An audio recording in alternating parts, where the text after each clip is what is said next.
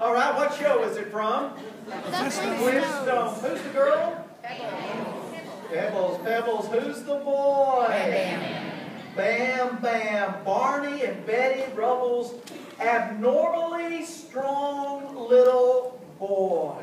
Adopted, actually, little boy, which was really unique during that time when they first brought this little boy on the scene.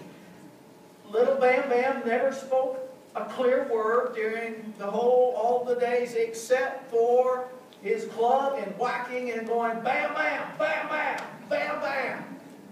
The question of the day for all of us is, how do we successfully parent Bam Bam? I think we may get a hint of that in Judges chapter 13. Judges chapter 13. If you would turn there with me. A little background, the story about Bam Bam, I think, relates to a man named Samson in the Bible. Bam Bam and Samson. Samson, his name actually means of the sun. Of the S-U-N, sun. Kind of put that in the back of your mind and remember that. Of the sun. Now, an honest description of this of the sun man who became a man, this boy who became a man. He's portrayed as headstrong in Scripture. Little to no self-control in Scripture. Not overly religious. Very careless at times in his actions and his reactions to life. We see in Scripture before his birth he is given a specific assignment. His parents actually are given this assignment that he would be a Nazarite. A Nazarite. To be set apart. They were to set this child apart unto the Lord for a specific purpose. They could not, and he was not, to cut his hair, drink wine or strong drink, or touch a dead body. I think the common thread between Bam Bam and Samson and the message today relates to special. Special child. Not the norm. Not normal. Not what we would classify as the usual child. Something different. In our vernacular of today, we might just label them this way. They are special needs children.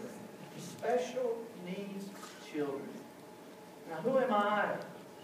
Why am I in any way able to speak to this issue or this subject? I want you to know I come maybe more than any subject I've ever preached on in all my years with great fear and trembling as I talk about this subject, because certainly I want to come with a tenderness and a love in every respect for families who face the raising of special needs children as we would describe them today. Hear this fact. 1 in every 10 children has some type of special need. 1 in 10. Well, I have asked someone that understands the reality of raising special need child to come and help me today. Before I introduce her, I want to introduce you to a young man. Watch this clip and read along.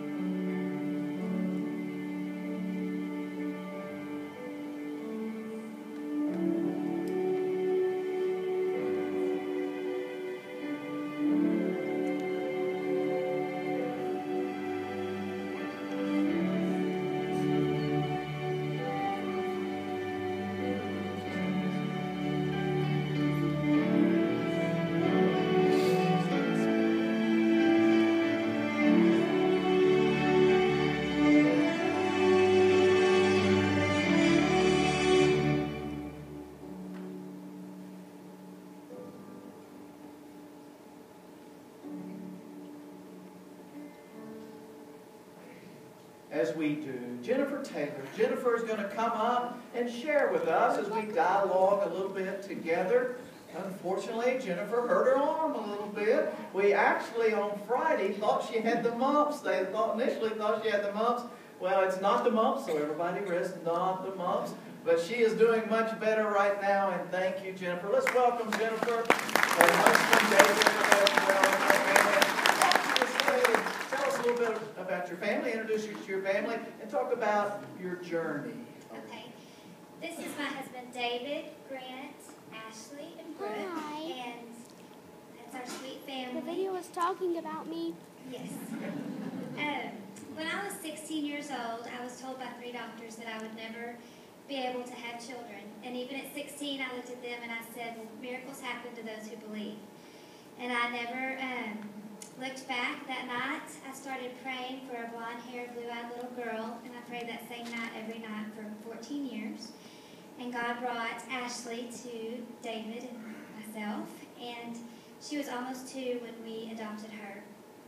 And then within the next year and a half, God blessed us with Grant and Brooke, who are only 7 months apart. So a little after David and I had been married a year, we had 3 special children. And Grant started surprising us daily with all his new things that he was teaching himself. And we started searching for answers for him. We wanted to be sure and give him all the resources and anything we could to just help him excel. We knew something was different in a good way.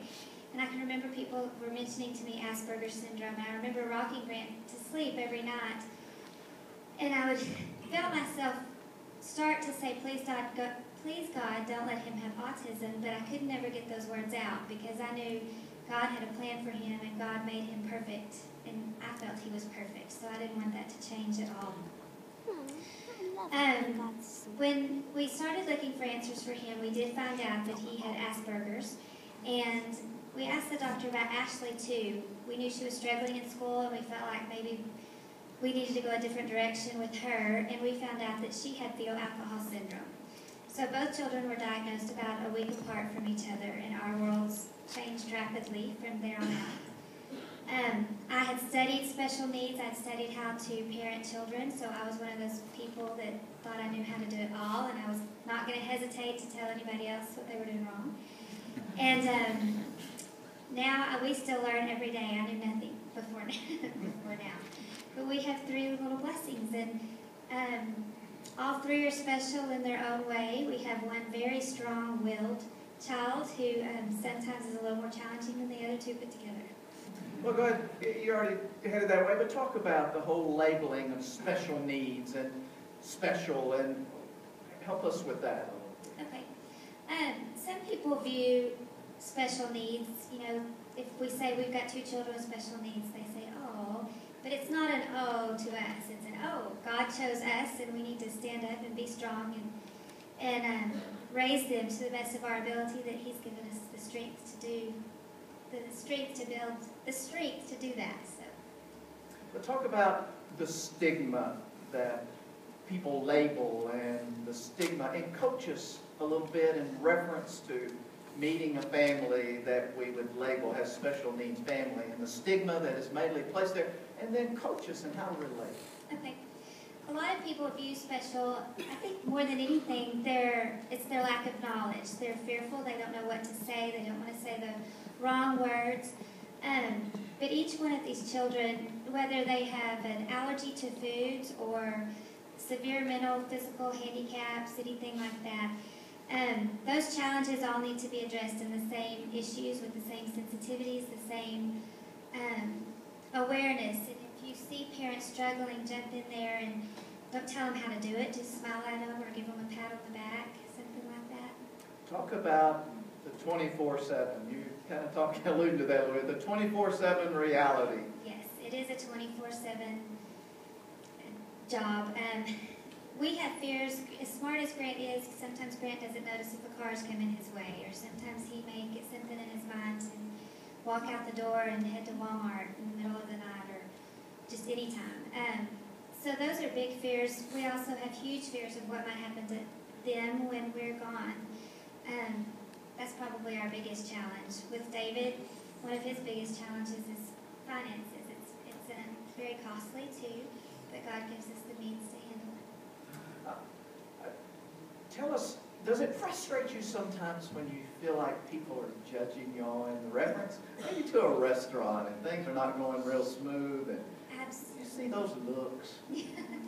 Yeah, we have been in a restaurant or places many times where somebody's fallen out of their chair or had an outburst or screamed or crossed their arms when somebody's singing happy birthday to them and pouted.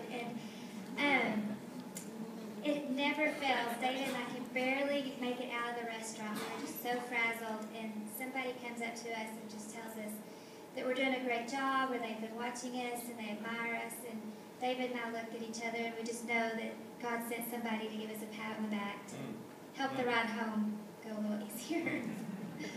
Talk about the celebrations in reference to your life and y'all's world. What do you celebrate? We celebrate big things. The first time Grant said Mommy or Daddy he was 3 or 4 years old. He could read the Texas Monthly to us, but he couldn't tell us if he was thirsty or sick or hungry. It's still a challenge to get ready. I mean, there's certain things that they will need our help with for the rest of their lives.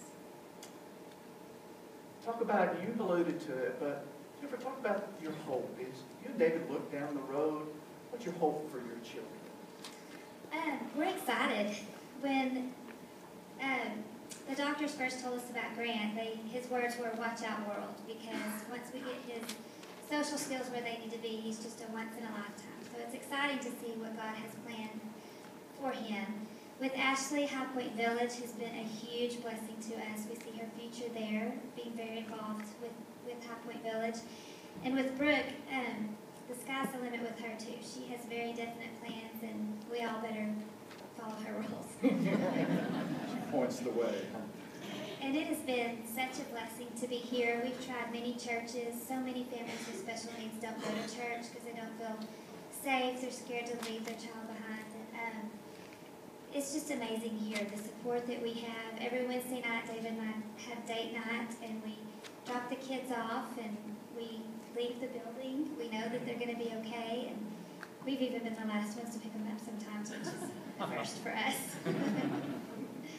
Isn't that nice? Yes. I'm so glad that Bacon Heights offers that, and that this is, not because of me, but because of this church family, a welcoming place for everyone. Yes. David asked me if I was nervous, and I said, no, we fit here. This is where we're supposed to be, and y'all truly are our family. So We celebrate that. Anything else?